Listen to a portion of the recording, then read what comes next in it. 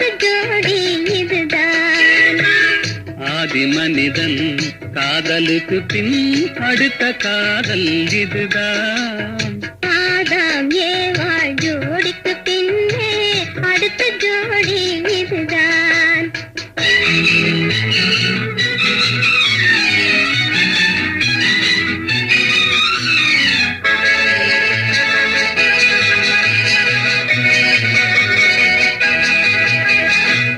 கண்ணிலே கண்டதும் எண்ணமே மாறினே. காதிலே கேட்டதும் காதலில் மூழ்கினேன். கண்ணிலே கண்டதும் எண்ணமே